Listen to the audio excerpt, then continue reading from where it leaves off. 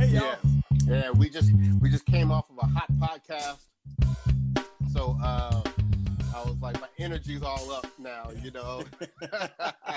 Yes, yes. There's lots to talk about, bro. I mean, there man, you there got. is a lot to talk about. I just need. I need Serena to get it done. I Right. need her to get this title. Kind of Hmm. leave it. Leaving from where we were on the podcast. Right. Serena needs to get this W because I feel like it will add so much to her confidence going into Roland Garros. Right. She really, really needs to get the W, bro. Right. Right. I agree. I agree. Yeah, yeah. I just want to real quickly. I saw somebody uh, put out here that um, Benoit Paire is childish, and I totally co-sign on that. Matter of fact, I kind of have this new group that has Paire in it, Kyrgios in it, Bublik. Even though I I personally like like Bublik Bublik, though, but he falls but in he this can. category, right, of Yep. these players that have amazing talent. I mean, they have talent to really be top 10 Hmm. type players, Yep. and they're just They don't have the mental fortitude. They just yeah. they mind ain't right. No, and it's frustrating trying to be a fan of theirs because, you know, times when they should be. Somebody said Bublik looked dirty, y'all. You know what? He's like Andy Murray. He's like didn't Karima say that? Karima said that. She said Andy Murray looked like he don't wash. I mean, y'all be going for the throat. I mean, I bust on people every now and then myself, right? But y'all be going for the jugular. Wow. Right here. People looking like they dirty, like they don't wash. Oh But goodness. you ain't wrong though. You know? Because that's why it's funny. Right. Anyway. So, so yeah, let's talk about. Well, okay. In terms of being wrong, Yes. and Mohammed asked if we play tennis, and yes, we do play tennis. I may not play tennis very well at the moment, Right. but I went out and got spanked 6 love in doubles this past week. did you? Oh, it was ugly. Now, mind you, the fellas we were playing against, they were practicing for like a Uh-huh. USTA event, so they Right, were right, really like into it. And mind you, this is like what the third time I played since the pandemic, right, so my game was not 100% there, and right, they did their thing. right. Yeah, so yeah, I got fed. I was not happy. Well, as you know, I am still up in Cincinnati, That's right. and I didn't even bring any rackets because I knew it wasn't going to be about that. So Right. I'm just sitting here putting pizza down, like, like I'm trying to store it up for a long winter. You know what I'm saying? Oh man, Oh, it brother. ain't. Wait a minute, this is how bad it is, Isaac. The Oh, La Rosa's delivery guy last night was like, you know what? I was here like, just a couple days ago, maybe.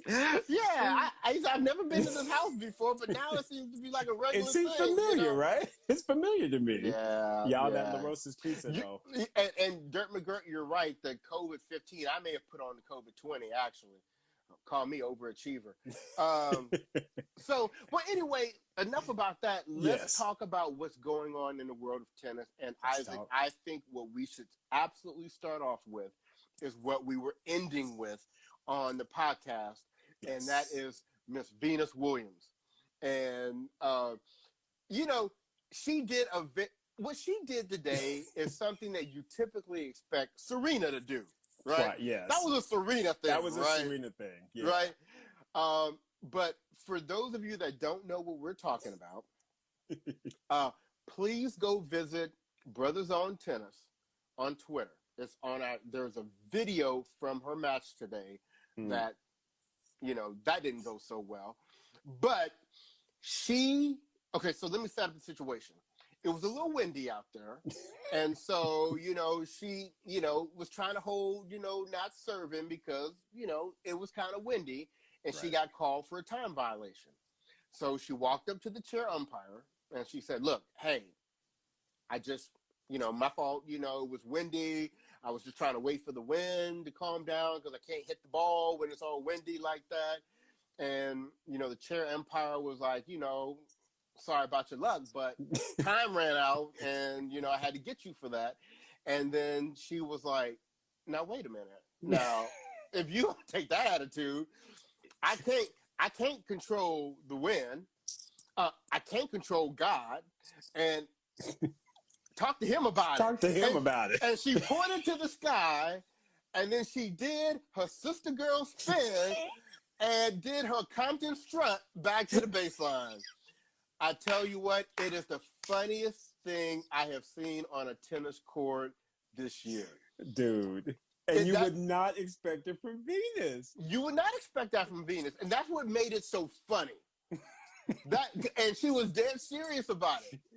Exactly. She was like, you need to take that up with God. Right. And she pointed to the sky. Like, he may not know where he's at, right? Like, up there. There. Don't talk to God. But for a lot of people who watched that video, it wasn't even about what she said. It was that walk. It was the walk and the attitude. And the look. She was just kind of like, that look. I was just like, okay. Venus gave him the sister girl look. She did. She did. I'm not the one. Don't forget. Right. I am Venus Williams. That's really what she was saying. Do not get it twisted. Well, let me tell you who was glad that she was Venus Williams, and that was Schmiedlova. I know, right? Yeah, because when she lost that first set 7-5, she for a moment got confused and thought it was Serena. She did. But yes, she did. She was like, She was like, no. You are Venus. I beat you before. And guess what? We got the whole biscuit. Right. We got the whole biscuit express over here, right here. All the whole biscuits you need. All right. All of them. We got the whole biscuit express. There you go. You look hungry, baby. Let me go and get you one. Yeah. So that was disappointing. Bryce, I don't know about you, but and maybe we can get some thoughts from the folks on air as well. Venus, to me, is still not looking, because I think back to, again, when she played in that Lexington tournament last year during the pandemic. She looked so good. Her strokes looked really in control, especially her forehand. I don't know why, but it doesn't feel, it feels like she's reverted, like she doesn't have that control like she had before. Like she's just swinging at the ball, like with no intent or purpose. Whereas it seemed like she really had that back in Lexington. Bro, what are your thoughts on that, bro? You know what? Somebody made a comment on Twitter today, and it really resonated with me. And they said, if Venus had not had that injury at the Australian Open, they think her 2021 would be looking completely different. And I totally agree, because like you said, she was actually looking pretty good. And then she got hurt, and then you know how it is. I mean, today she looked every bit of the 40 years old that she is. And that's something that happens when you get up in those years, because we're experiencing it. Hell to the yes. I mean, you get hurt easier, injuries come by quicker, it's tougher to turn things around. And what popped in my mind today watching Venus Williams was that I feel like 2021 absolutely is going to be her last year. Yeah. I do not in any way see her going into 2022. So I just don't think she's announced. I just don't think she's going to announce it early. Right. I think it's just going to be like, yo, I'm out. Exactly. But I this really feels kind of like that final lap to me. What about you? I agree with that 100%, bro. I just feel like you said, Venus is not one to be all about the spectacle and everything. Right. She's just going to quietly be like, yo, peace, deuce. I got my businesses. Everything is cool. I'm out. And I feel like this is the last run. So, folks, if y'all are Venus Williams fans, definitely appreciate what you are seeing this year, because, like I said, I don't know that we will be seeing Venus Williams play. Probably, who knows? Olympics, not the Olympics, but the U.S. Open may be her last event. I would not be surprised at all if the U.S. Open is her last thing. And let me tell you what, speaking of the Olympics, right? So one of the things that we have kind of been tracking with the Olympics is Venus kind of has a guaranteed spot on the team, because she's going to be Serena's doubles partner. And they're already talking about her playing mixed doubles, right? Which I'm praying that is her and Jack Sock. That would be playing awesome. together. I would be very excited for that. But I read online today that you know how Japan has come out and they're talking about only the athletes coming. Right. And Serena's like, if I can't bring Olympia, I may not go. I get that. So if Serena doesn't go, I don't know if that also impacts Venus making a team. It would. It definitely then at that point. would. Because at that point, you may go with Bethany Maddox-Sands. You know? I don't know that Venus would want to go, honestly, without Serena. If I'm being 100% honest. If Serena chose not to go, I don't know that you would see Venus, even if she had the option to go, because it's been those two. I mean, they won their golds together. They you know, I just don't know that I would see an Olympics with Venus without Serena being there. I don't know. Even though what happened last 2016 though? Was Serena there? No, she wasn't. No, because remember, so Venus did only play the mixed doubles, and I think who she play with for the doubles? She played with somebody and they lost first round, right? Yeah, I can't remember. Anyway, but still, I guess getting back to the point, I just don't know that I see. Serena okay, they're saying Serena was there in 2016, but if she was there in 2016, they lost early. They lost early. Oh, gotcha. Okay. So then maybe that's when she picked up, because Serena was in the singles and Venus picked up Ram. That's what it. Okay, y'all right. Y'all better keep us right. Come on. There you go. That's So again, it is. So again, I don't know that I see Venus being there without Serena, even if given the option. I just think, but quietly, Bryce, I don't think they're gonna be as. I recognize the stringent nature that they're trying to hold, but you're not going to tell somebody they can't play in the Olympics and not bring their child. That to me is different than saying, oh, I have to bring my cousin, my third cousin on the left side. And even a parent, no, that's her baby. So I would expect for them, you know what I mean? And let's be real clear about what has happened. Serena has just done a low-key flex. She has basically said, do y'all want to be responsible for telling all the fans that I'm not going to be at the Olympics because you wouldn't let me bring my child? Listen, and it's my child, so it ain't like I'm trying to bring my cousin. Right. So she just did a low key flex, and so she did. She'll be there. She did. She'll be there. Now, speaking of once again somebody not being there, and that's Venus in 2022, is her current ranking is now 102. So she's getting in these tournaments right now as like a wild card. Exactly. And these tournaments will probably do that for her this year. They will, but not next year. Nope. No. I see her getting a wild card, of course, into Wimbledon because she's the queen. And I would see, again, the same thing with the U.S. Open, and maybe if she decided to play like a Cincinnati or something like that, one of the 100 or 1,000 series during the summer. Right. But I honestly think, bruh, U.S. Open just might be where she's like, yo. Yeah, because what would she play after the U.S. Open? I mean, is she going to fly Asia? She's not going to fly, exactly. She's not going to fly Asia. She ain't did it before, even when she was an active player. She ain't going to qualify for the year-end championships. Nope. So it's very true that U.S. Open might be it. So y'all, and like I think I didn't see the comment. I think that might have been David that said, we praying about the U.S. Open allowing fans. Y'all keep that in strong prayer because we need the U.S. Open to have fans, because quietly, me and Brother Bryce are going to be there, and we trying to be all up in the mix. Yep. We need the U.S. Open to have fans. And quietly, it looks like it's trending in the right direction, because quietly, with Italy having all their pandemic issues and the fact that they actually did have fans in the stand for this Italian tournament, that to me bodes well as it relates to, because again, we're in the middle, late stages of May. U.S. Open is in the late stages of August. So as long as we ain't got no craziness, popping up, I really believe that we'll be in a good position to be able to go. Well, now speaking of tournaments and fans and all that good stuff, let's talk about the latest news. All right. Which is about the Australian Open in 2022. All right. What you hear? Well, right here. I'll read it straight from the paper. Right. It says the Australian Open could be forced offshore due to federal government's budget prediction. International borders will stay closed until mid-2022. Wow. There were complaints from tennis players about the 2 weeks of hard quarantine before this year's Australian Open.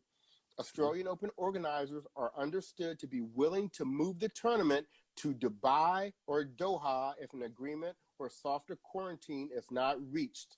The Melbourne Grand Prix is also having discussions about quarantine with the federal government. Now, Isaac, please, let them move the Australian Open to Dubai. You know what I'm saying? Right. Please, let them move the Australian Open to Dubai. That would be going to be on and popping.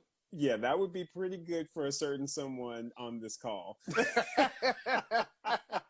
Let it be on and popping, and the U.S. Open be in Dubai. Dude, yeah. We gonna leave that alone for right now. We come back and talk about that later. We're gonna come back and talk about that, right? But, and that's true. Yeah. That's true, Clinton. If they move it to Dubai, Roger might win the Australian Open in Dubai. So we know Dubai is the spot. Exactly. So yeah, let's man. Talking about keeping things in prayer. We keep that in prayer, y'all. Exactly. Yeah. Yes. So as we're talking about players still being out, we have a couple official people who have stated they're not going to be at the French Open. Right. We know Andy Murray and his vibranium hip. The hip. Yeah. He wants to play Wimbledon. Yeah, and he wants to do that. And quietly, there are rumors, of course, out there that he wants to play because that may be his last tournament. Right. Because with all his physical issues that he's having with the hip. I mean, like I said, he tried to come back, and we didn't get the full story of what's all been going on with Andy Murray. But I feel like he's definitely still having some pain in that hip, or other things are now happening to him because of it. Right. And I think he's finally like, look, I got a big family now. Right. I'm over it. I'm not going to just play to be playing. So I think it might honestly be. I think he will play probably a grass warm-up tournament like Queen's Club. He typically plays. He'll play Wimbledon, and then he'll be like, deuces, I'm out. Well, you know what? He may play the Olympics. Well, and let me tell you this. Yeah. I was on another podcast earlier today with some guys from England. And they were saying that if Andy wanted to, he would be a great candidate for being doubles only. Because, they said Andy, in the doubles match he played the other day, they said he was clearly the best player on the court. Absolutely. And they said Andy is kind of like Djokovic a little bit, like in terms of the history of things. And they said, there's a very short list of male players that have been the number one singles and number one doubles player in their career. We know he's had the singles, right? Mm-hmm. But not the doubles. So does he pair with his brother Jamie? He could. He might. You don't know. And if anything, you would think that they would be a potential pairing for the Olympics, right? Absolutely. So also speaking of somebody who's not going to be at the French Open, we got word today that Stan Wawrinka is not going to be playing. So, it's always sad for me for Stan not to be in the tournament, because Stan is one of those few players that on his day can take out the big three. Correct. And he's shown that he's done it on the big. Hey, Donna. Donna. He's done it on the biggest stages, right? So for me, he's always another potential Djokovic beater for me. Right. So, which is odd though, Bryce, because they showed Stanimal in a clip on Tennis Channel Live, and he was doing some freaky workout. Did you see that? Right. Where he was doing the hop and the push-ups and the. So he looked like he in shape. He looked like he in damn good shape quietly. Right. So it's interesting to me that he's choosing not to play clay, especially because to me his game is so live on clay. Why wouldn't you play? Well, what may be the case is he may be physically in good shape, but he hasn't been playing. Right. you're not going to just go into the French Open not having played. Yeah, just stole on. Right. And he had been stole on a little bit recently, so. Quietly, yeah. No, that's a good point. But he looks good, though. He looks like he's doing some good workouts. I can tell you that. Right. So so something else that I wanted to bring up is we've been doing our whole kind of Olympics tracking thing. Yes. Yeah, we are going to miss that beautiful backhand. He has the somebody was saying, who was one of those commentators, it was one of the ones I don't like, but he was saying something about team areas. It had to be the Harrius, Arius. It had to either be him or it had to. Hey, Zena. Or it had to be Brett Haber or Ted Robinson. It had to be one of those. One of the three. It had to be one of those three. Dominic Thiem had hit this blistering backhand down the line. Oh, and he the was open like, hand one? Yeah. And he was like, there's nobody else who can really do that other than maybe like Musetti. And I'm thinking, what? Do you not know? Have you not heard of Stan Wawrinka? Who's got the beast one-handed backhand? Are you kidding me? Come on now, exactly. Thiem didn't invent that shot. He saw Stanimal do it. Stan the man, Stan Wawrinka, that one-handed. Right. Don't get it twisted. Right. Absolutely love Stan Wawrinka. But I wanted to talk about rankings a little bit. Yes. So we know how the Olympics goes, and we know, in terms of the singles, the top 4 and within the top 56, get the first invite. And so we know that Kenin is probably going to get that first one. Yes. We know that Serena is probably going to get that second spot. Right. We know that Jen Brady is going to get that third spot. Mm-hmm. But that fourth spot is between 4 people, right? Right. Madison Keys, who's not going to get it because she can't. She's struggling, man. She can't beat nobody but Sloan. She can't beat nobody right now. Right. Well, she barely beat Sloan. She barely beat Sloan, right? Unless, come on. So Madison's not going to get it. Ali Risk is in the mix, but, they're taking the rankings after the French Open, and the French Ali hasn't been playing, actually, right, to be honest with you. So she's going to get hawked. So It's really going to come down, honestly, between Pegula and Coco. Right. And, that's a battle right there. It is both a battle. Both of them hot right now. Both and I would be happy for either one of them, but it's going to probably come down to who does better at the French. Yep, absolutely.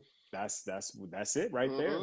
Who's, and it'll have to be, I think a lot of it will be draw, right, who's going to get the better draw. But yeah, it's between those two. And you're right. Pegula does look good. Pegula looks good regardless. And I know she'll be hoping she see Carolina Pliskova in her section. Let me tell you what. Pegula ain't the only one looking for Pliskova anymore. Swiatek gonna be looking to have Pliskova in her section of the draw too.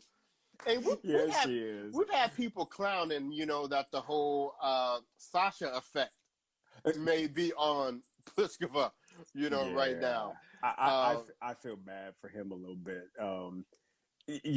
I don't know how long that's gonna last, bro. I mean, because seriously, when you get stolen love, and you only win 13 points in a final of a 1,000 series event, bruh.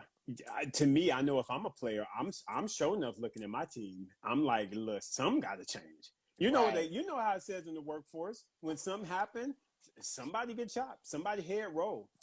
And they talking about the level of focus that Swiatek had.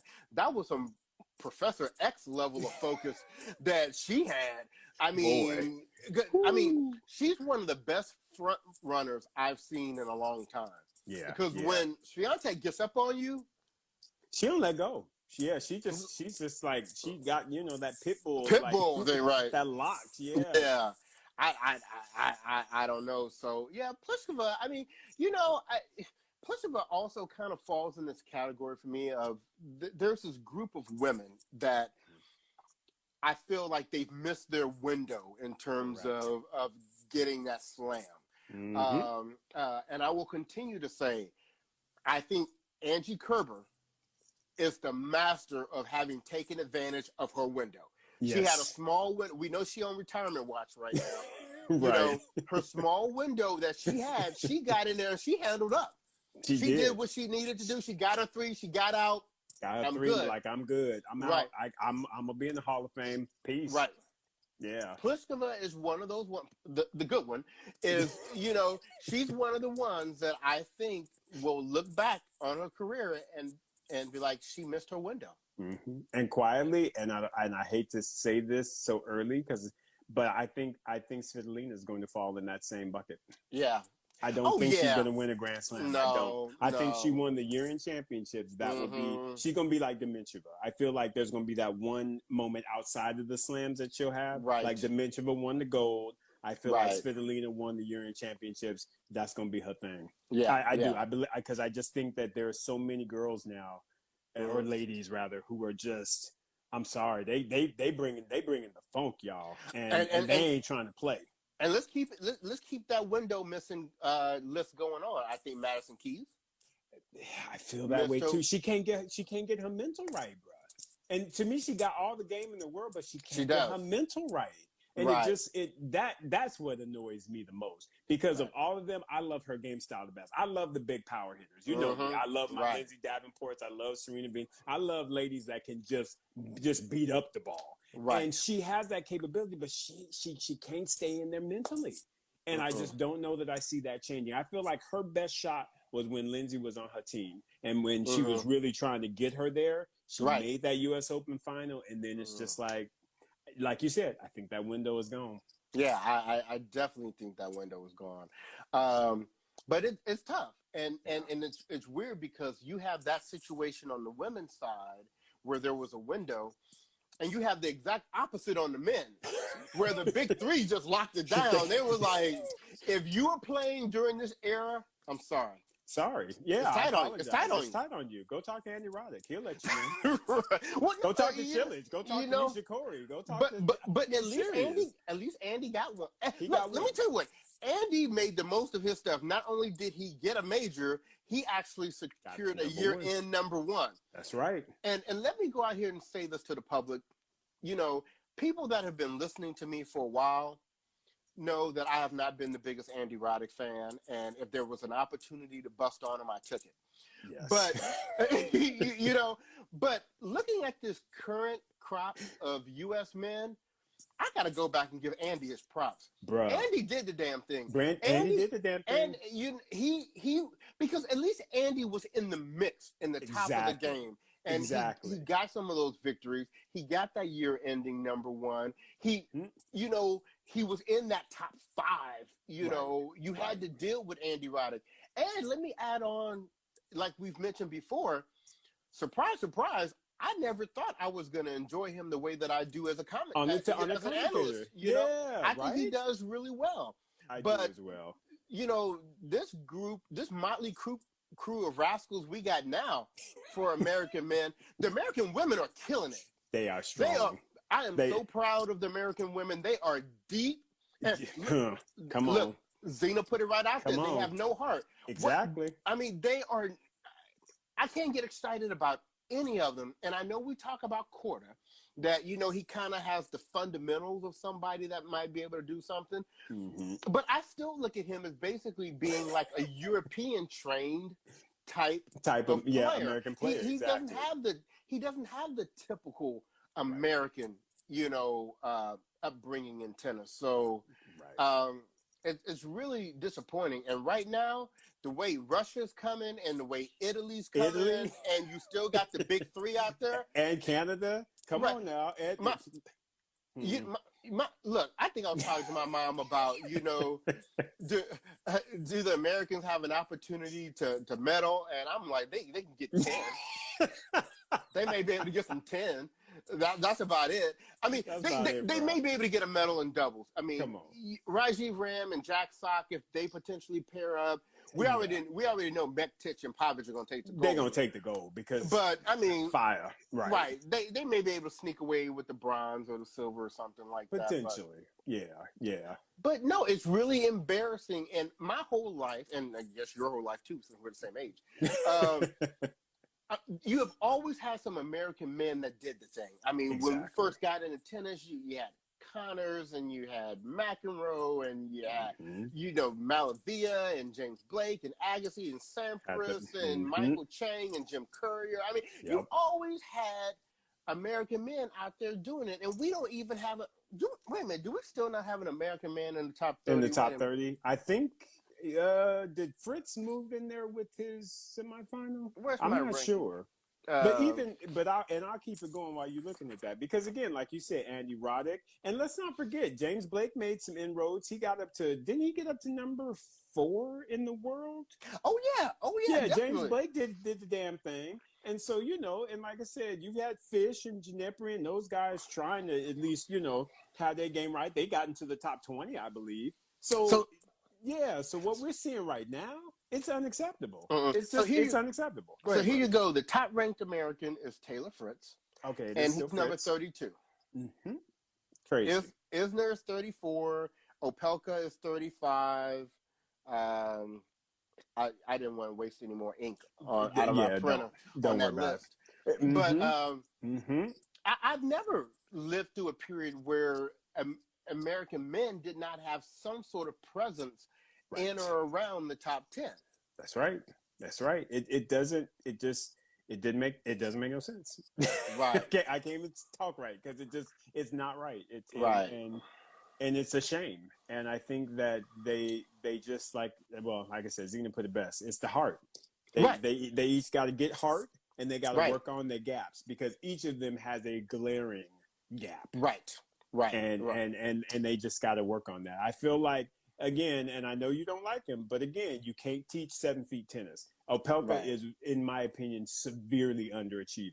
He should very much be with a serve alone, he should be in the top 20. There's just no excuse for him not to be. I still think, for me, Korda has the best foundation. Correct. Because even with Opelka, he's kind of like, he's going to go the way of his serve. Right. And so to me, Korda has the foundation, the ground strokes, the serve, the movement. He kind of has the whole ball game. He just, what he's lacking, his outage is experience right Correct. now. Yeah, he's young. And I think that's going to come. And so, we'll see. Look, I'm going to get off the American man because somebody's going to call us not patriotic. Not patriotic. We like the American women. We like American women. That we do. All of them. Every single one of them. Anna Samova. Like I said, the women, it's deep, y'all. It's deep. Don't we have like 10 women in the top 100 or something like that? Something like that. Might even be more than that. Right. It's pretty foolish, y'all. Right. Our ladies are getting it done. Right. So fellas, you might want to take a look-see. Right. Zena, you are so okay.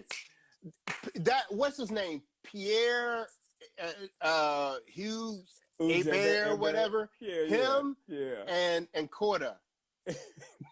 The whole ladies headband thing. If they think they starting a trend, it ain't catching on. It's not catching on. They just trying to keep their hair out their eyes, y'all. It's not catching on. I'm just saying. I'm just saying. So anyway, before I forget, because I forgot to mention this on our podcast tonight. All right, go ahead. This Sunday, yes, we are participating in a tennis podcast forum with the At the Net podcast guys. Love those guys. They're so funny to me. This Sunday, 6:00 p.m. Pacific, 9:00 Eastern. It's not going to be on IG Live. It'll be on Facebook, Twitch, Zoom, and YouTube. But look for some promotion for it on IG this week. And we're just going to be out there and we're going to be talking tennis. And, we love to talk tennis. We love to talk music, and we like to put it out there. So it's going to be a really good time. Make sure you check us out. That's right. This Sunday, 6 p.m. Pacific. Yes, absolutely. Mm-hmm. So, what else were we talking about? Shoot, I need to reach over and look at my list over there. Yeah, man. Oh, here it is. Sorry. Mm-hmm. So we talked about Venus already. Hey, and Rick's on. Yes, Rick's going to be a part of that forum as well. He said, "Bring your A game." Oh yes. Looking forward to chatting it up with you, Rick. So we talked about Venus already and her Compton moment she had today with the can't control God, talk to him, and her doing the Compton strut. Yes. Which, like I said, if you haven't seen that, go to our Twitter feed, check it out. Best thing you're gonna see all year. But the other thing that I wanted to mention with Venus, and we talked about kind of feeling like, 2021 could potentially be, the last year that Venus plays. I found it interesting that they were showing that Patrick Mouratoglou was watching some of her match today. Yeah. Now maybe Serena was off getting treatment, and so Patrick was right there, and he was like, I ain't got nothing else to do. I'm not going to watch Venus. But I thought that was interesting. That was interesting. I don't know if he'd have any feedback for anything, but quietly, okay. And I know that this is completely a different subject, but okay. Shout out to David Witt. Shout out to David Witt. David Witt took a Pegula, who we saw at the Challenger last year. We did. And now she is contending for an Olympic spot. Yep. Y'all better know he is doing some coaching. I mean, that to me is extremely impressive. And like I said, I know the whole thing with he and Venus didn't work out, but for him to rebound and take, again, someone like Pegula, who, again, and kudos to her, man, because kudos to her. She's like a billionaire, and it's like, where do you get your motivation from when you're a billionaire? But she's getting it done. She's like, that. None of that matters. What matters is, boom, I'm playing tennis. This is my sport. I'm gonna be the best at it I can be. I'm gonna dedicate, and that to me is where you got a David Witt who has come in and just that combo, bruh. I don't believe they're getting enough attention and credit because that's amazing, bro. In a year. And like I said on our podcast, that was a great pickup for her because what you get in a David Witt is you get a guy who has scouted all these players on the tour for those years with Venus, right? Exactly. So he knows all the players. He knows the game, their games. He knows the coaches. He knows the tournaments. He knows the tournament directors. I mean, she scored a major win with him. And I mean, I don't know if, when they come to the end of the year and they start talking coach of the year, I think he is definitely in contention. You have to put him in there. You have to put him in there, bruh. Because, I mean, just what he has done with her has been incredible. I mean, seriously. And I'm going to tell you what. You talk about somebody sneaking in there like an Ostapenko and snatching a Grand Slam, y'all better watch out for Pegula. Yeah. I feel like she might end up getting the right draw one of these days. I ain't saying this year, but I think one of these days she might just get the right draw, and she might end up having her Grand Slam under her because she's playing that type of tennis, y'all. She is. And she is. I like me some Jessica Pegula, y'all. I do. Yeah, she's like we said. The American women are representing. Represent, yo. They are representing. They like the Russian men, right? Kind of, because the Russian men are. Listen, they setting themselves up to be straight up a dynasty. It's gonna be them in Italy. They're gonna be battling. They're gonna be battling, dog. I don't know what Putin threatened them with, but he got He got them ball. Listen. He's like, y'all better do something. And I know y'all saw my post earlier this week when it was like Karasev like, I am now captain of this ship. Right? Karasev was like, listen, I'm the elder statesman. I ain't trying to put up with y'all little young kids. Y'all better respect my gamester. Right. Listen. Right. Come on now. Right. And if we out here talking about right? Listen. I'm telling you, man. Karasev looked like he got that mischievous kind of like look and that mischievous smile. That's that look that he like, do not get it twisted. I will cut you. He got that Camilla Georgie thing kind of going on, like, right? Don't turn your back on him. Don't turn your back, right? If I was Opelka, you might want to watch where you walk. Watch where you walk. You are sure. But no, man, I am so hyped that the Russians are doing well because I like them. I think they're great. Hatchinov may have to find a new country to play for, but he just needs to find his game again. Like I said, I think he's the flossy one. Because remember they did that one interview and they were talking about who's the one that's always late, and they all said Karen Hatchinoff. I think it's just he that type of guy. He just next time they're gonna be like, who's the one that always loses? And they're gonna be like, that's Hatchinoff, right? That's what they gonna be saying. Hell, what you mean gonna be? That's what they are saying. and then he is number 4 on the list. Let us be. Clear about it. Karasev is number 4. Took his spot. Yeah. Mm-hmm. Well, Karasev was about to. Quietly like Rublev Medvedev shit. Everybody scared of you. Get out the way. I'm stopping progress. Right? Come on now. Oh my goodness. I'm late to the game, but I'm here now, baby. right. I'm here now. Oh my goodness. I was telling somebody he was like, Karasev was just like, he is like the biggest example of the latest bloomer. Yep. Like the yellow short bus type bloomer. I mean, just late. But he is here. He's here now. Yeah. Now let's talk for a minute about the Italians. Oh yeah. Because you're talking about deep. I mean, you got because Berrettini's at the top of that list now. Yep. You got Fonini who's still hanging in there. He's still fighting a good fight. Mm-hmm. You got Sinner who is trying to actually take it from Berrettini. Right. Don't get it twisted. You got Musetti. Mm-hmm. Who's new on the scene, clowning. Right. He's like, I got to catch Sinner. Exactly. We just saw what Sonego did. Sonego was like, excuse me, I am not to be left behind. I'm not to be forgotten. You got Caruso trying to step in there and do something. I mean, he getting rocked a little bit right now, but he lightweight, but still. Speaking of getting rocked. Okay. I know we're all over the place, but we just bouncing right now. That's all right. This is what the after show is like. See, if you want organization and you want us to be all order and follow the agenda and stuff, you listen to the podcast. Exactly. When you come to the after show, we bouncing. Right. I mean, we do what comes to our head. Right. I've been watching all this tennis, getting up at 4:00 in the morning. I ain't been able to listen to J. Cole's new album yet, and this is how we living.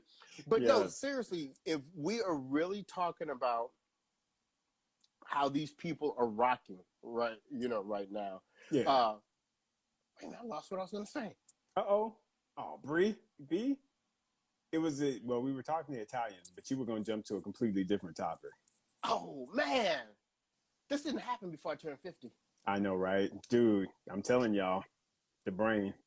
It happens to me daily. Oh man. Okay, well we come back to that when we'll come back to it. It's all right. Yeah. And Travaglia, like Paul said. Oh yeah. He's yet another Italian that's over there getting it done. So I got it. Get it. Talking about getting rocked. Yes. Because I told you I had to drop him from my varsity team to my JV, and now he hanging on to JV with his fingernails.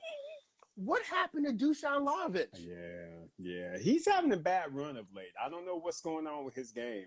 But, and clay actually is supposed to be a good surface for him. So it is. I'm not sure why he's having the season he's having. But, yeah, he getting stolen on a good bit. So, yeah, you might, like how I had to drop kick Riley Opelka off my JV squad, you might have to do the same with Dusan. Because listen, you got to make space. You got to make space. People are coming up. That's right.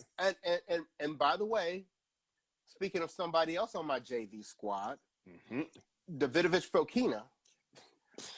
We told y'all, now remember, we told y'all about Karasev, and y'all weren't listening to us, and now everybody was like, oh, where did he come from? We told y'all about Karasev.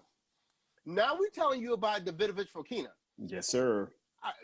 They keep talking about these other Spaniards coming up. The Spaniard to watch is Davidovich Fokina, and the only thing I need for him to do is I need for him to stop being a Djokovic fan. When you play Djokovic, I need you to go out there and I need you to play him like somebody else. I don't need you going in there like for the Tiafo snuggle at the end and all like look at. No, we don't need all that. We don't need all that. Tiafo snuggle. Oh, you know the Tiafo snuggle. Come on, you know about the Tiafo snuggle, right? You know you're wrong for that. I'm playing the match for the snuggle. You know, that is apparently what he lives for in his matches. So, well, then apparently you don't like Sonego neither, because when they hugged at the net, he was all up in there on Joker, was all good. I was like, boy, what's wrong with you? Right. What's that about? I was like, man, get out of here. Oh, that's hilarious. You know you got me on that one, bro. I ain't heard you use that one before. That was a good one. The Tiafo snuggle.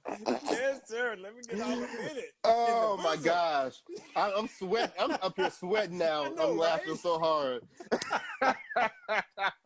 Dude, we got to try. Tiafo snuggle. Ooh, you got me on that one.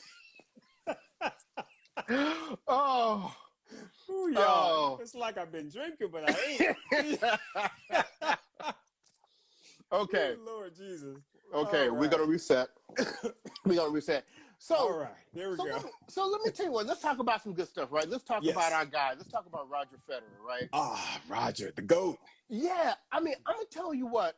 I am excited about the way he's talking, man. He's talking like, look, I'm ready. I've been watching folks. You know, my knee is feeling good. I'm ready to get out here and do this. Let's make it happen. Let's make it happen, bro. Get that 21, Roger. Quit playing around with it. Right. You know? I'm telling you what, if Roger sneak up and win Wimbledon this year, y'all may have to just give me a week off and just let me just get through that because I'm just gonna have to exactly. Hey man, I love the fact that he's talking with confidence. Love that he's saying that he is healthy because that's what we always want to see as a healthy Roger Federer. Because a healthy Roger Federer can do all things. I'm sorry. Right. The only thing he can't do as a healthy Roger Federer would probably be win on clay against Rafa. But that's the only thing. Against Rafa. Yeah. Because again, I'm trying to tell y'all, do not clown on Roger Federer's clay court skills. He was number 2 all them years. But Rafa was just and is just that. He's just that great. You can't take nothing away from Rafa. But don't clown on Fed on clay. But seriously, you get a healthy Fed, oh yeah, it's gonna be on and popping, dog. Yeah, exactly. Come on now. I'm gonna show y'all what Dimitrov be trying to do. I'm gonna show you what he be trying to do. Baby Fed. Baby Fed. I'm gonna show you what he trying to do. Well, I am excited to see him this week, bro. I think he plays tomorrow, right? He plays tomorrow. He's starting tomorrow. Yep. And I'm excited to see what he's got to bring. I truly believe that. I don't know about y'all, but I just don't see Roger losing that tournament because it's in his backyard. Even if he is coming off of not having played in a while, Roger is good about winning his home tournament. Right. And again, none of the big 3 are there. Right. And he doesn't have Karatsev there who disrespects people's backyard. As Djokovic. You know what I didn't know? They said Djokovic's son had never seen him play live. Right. And the first match he took him to was the match that he played Karatsev. That's so not only did Karatsev beat him in his backyard, he beat him in front of his son for the first time. In front of his child. His son was like, so this Daddy. What you be talking about? This what you be doing? I thought you was good. Right. You be out here doing this? You be out here spotting me the GOAT, but you lost to that one. I see why they don't like you.